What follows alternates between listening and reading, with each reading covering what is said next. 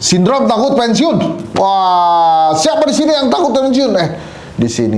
Siapa di sana yang takut pensiun? Mirip-mirip Pak Jokowi. Joko Widodo ditengarai menginginkan PDI Perjuangan berada di luar pemerintahan. Sedangkan Prabowo Subianto berniat merangkul Partai Banteng.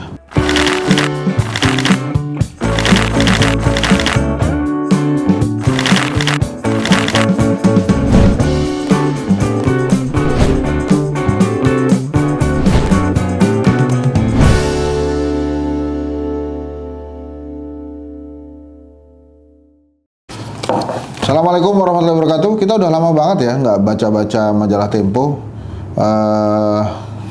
Seminggu sih. Nah ini kita baca lagi deh.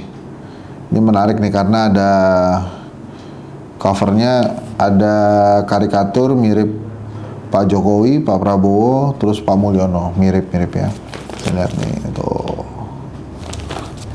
Kita baca nih. Cawe-cawe sampai akhir. Di ujung kekuasaannya Presiden Jokowi mencoba merecoki pemerintahan Prabowo Subianto. Terlibat dalam penentuan pimpinan KPK hingga gonjang-ganjing Kadin Indonesia dan penyusunan kabinet. Nah, kita baca.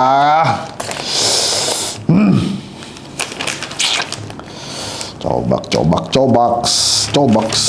Ya. Sindrom takut pensiun. Wah, siapa di sini yang takut pensiun? Di sini. Siapa di sana yang takut pensiun? Mirip-mirip Pak Jokowi. Ya, kita bacakan. Sindrom takut pensiun. Joko Widodo bukan Imran Khan. Perdana Menteri Pakistan 2018 sampai 2022 yang dipenjara karena membocorkan rahasia negara. Tapi dalam satu hal, keduanya mungkin punya kemiripan. Sama-sama pemimpin populis yang berupaya terus menjaga popularitas dan pengaruh di akhir-akhir masa kekuasaan. Bahkan mungkin setelahnya. Tehreek-e-Insaf, Partai Imran Khan memenangi pemilihan umum Pakistan pada Februari 2024 saat Imran diterungku. Kekuasaan Jokowi baru akan berakhir pada 20 Oktober nanti dan ia tidak masuk bui.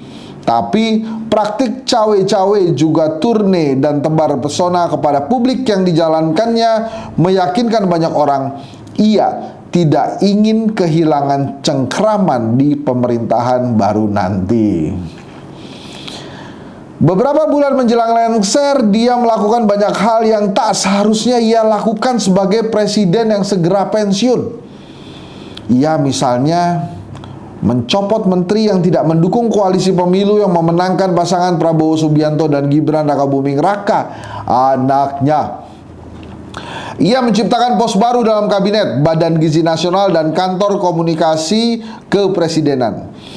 Ia cawe-cawe dalam penetapan calon komisioner Komisi Pemberantasan Korupsi.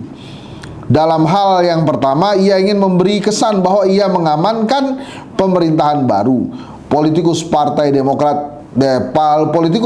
Demokrasi Indonesia Perjuangan di kabinet ia copot. PDIP adalah satu-satunya partai yang belum bergabung dalam koalisi Indonesia Maju Plus, serta Partai Nasdem, Partai Kebangkitan Bangsa, dan setelah Partai Nasdem, Partai Kebangkitan Bangsa, Partai Keadilan Sejahtera yang juga tak mendukung Prabowo ikut merapat. Penggantian Menteri Hukum dan Hak Asasi Manusia Yasona Lauli dari PDIP dengan politikus Partai Gerindra Supratman Andi Atgas misalnya dilakukan agar pengesahan hukum sejumlah kementerian tak terhadang menteri yang tidak sehaluan. Pembentukan lembaga baru di kabinet boleh jadi juga dilakukan untuk tujuan serupa, memuluskan jalan presiden terpilih.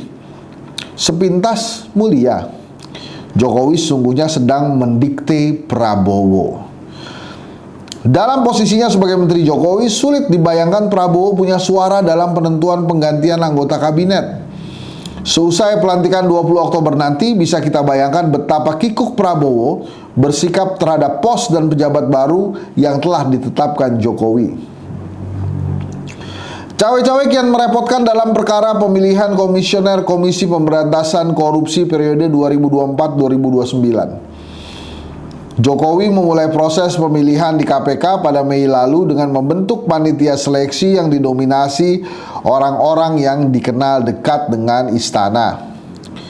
Melewati proses pendaftaran dalam seleksi tuntas pada akhir September lalu, Jokowi menerima 10 kandidat dari panitia seleksi yang selanjutnya diserahkan kepada Dewan Perwakilan Rakyat. Calon-calon akan ikut tes uji kelayakan dan kepatutan untuk kemudian dipilih 5 komisioner. Sejatinya, kewenangan memilih pimpinan baru KPK menjadi hak Prabowo Subianto. Alasan istana soal singkatnya waktu bagi presiden terpilih sehingga mesti diambil Jokowi sangat mengada-ngada dan berpotensi melanggar aturan.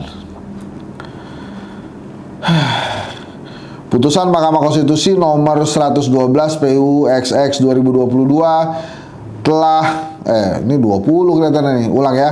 Putusan Mahkamah Konstitusi nomor 112 PUU 20 garis miring 2022 telah mengubah norma masa jabatan komisioner KPK dari 4 menjadi 5 tahun.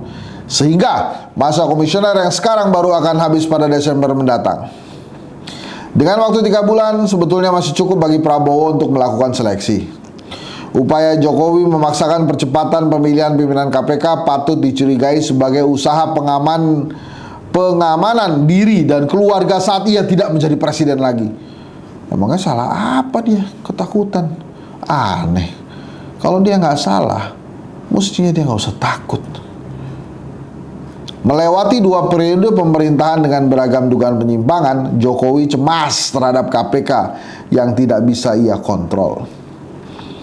Sebagai pemimpin lemdak, istilah dalam khasanah ilmu politik untuk presiden yang kekuasaannya segera berakhir, Jokowi seharusnya tidak mengambil kebijakan strategis. Fatsun ini selayaknya dijalankan agar presiden baru leluasa mengatur pemerintahannya tanpa tersandera oleh keputusan menit-menit terakhir presiden lama. Penghormatan Jokowi kepada presiden terpilih harus ditunjukkan jika tak ingin dicap sebagai pengidap post power syndrome. Ya mengidap kelihatannya ya. Itu tadi opini ya. Tapi ya saya mau baca ini nih, ada yang menarik nih. Biar mirip-mirip Fufu Fafa, mirip-mirip bocor halus. Sekuat tenaga mengamankan Fufu Fafa. Wah. Menjelang lengser, Presiden Jokowi ditengarai masih terus bermanuver. Ia berupaya mengamankan posisi putranya Gibran Rakabuming Raka sebagai wakil presiden. Istana pun diduga berupaya menghapus jejak akun Fufu Fafa yang menyerang Prabowo Subianto. Jokowi juga menitipkan sejumlah orang dekatnya termasuk kabinet Prabowo. Jokowi juga menitipkan sejumlah orang dekat yang masuk kabinet Prabowo dan cawe-cawe dalam pemilihan pimpinan KPK merasa ditinggalkan koleganya sebelum lengser.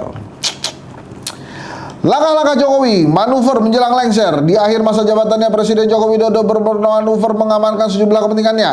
Ia ditengarai mempengaruhi Prabowo Subianto juga untuk tak mengajak Partai Demokrasi Indonesia Perjuangan masuk kabinet. Ia juga menitipkan orang kepercayaannya dalam kabinet Prabowo. Tak semuanya sejalan dengan keinginan Prabowo gitu ya. Langkah-langkah Jokowi. Poin. Menitipkan sejumlah orang kepercayaannya di kabinet Prabowo Subianto. Ditengarai mendukung Anindya Bakri sebagai Ketua Umum Kamar Dagang dan Industri Indonesia Kadin. Diduga berupaya menjegal PDI Perjuangan masuk kabinet Prabowo. Mendukung membersihkan nama Soeharto dalam ketetapan Majelis Pemusyawaratan Rakyat. Mendorong seleksi calon pimpinan dan Dewan Pengawas Komisi Pemberantasan Korupsi rampung sebelum ia lengser. Menolak pelantikan presiden dan wakil presiden menggunakan ketetapan MPR. Ditengarai berupaya agar digital akun Fufu Fafa terhapus. Ya ampun.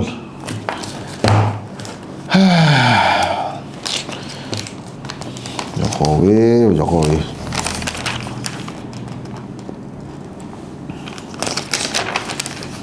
Wah, ini macam-macam ya. Orang-orang Jokowi di kabinet Prabowo. Tidak ada cawe-cawe dari presiden, itu urusan internal Kadin. Ya.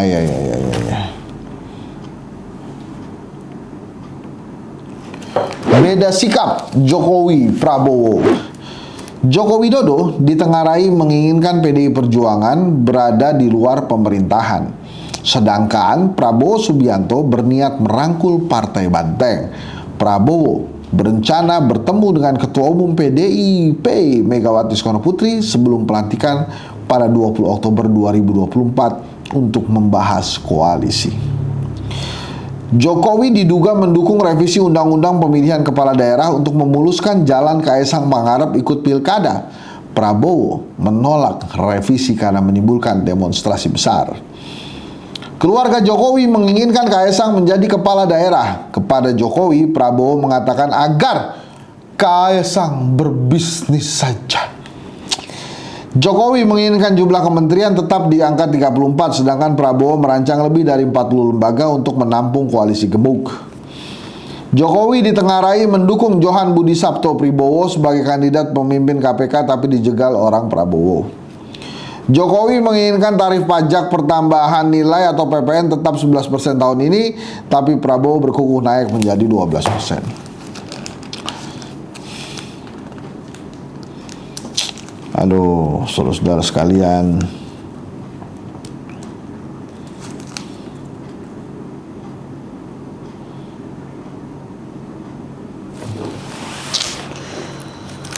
memang ini ya, susah emang melepas jabatan itu ya. Saya sih belum pernah di posisi presiden ya, tapi memang kelihatannya sulit Pak Jokowi kembali menjadi orang biasa, padahal sebelumnya biasa-biasa.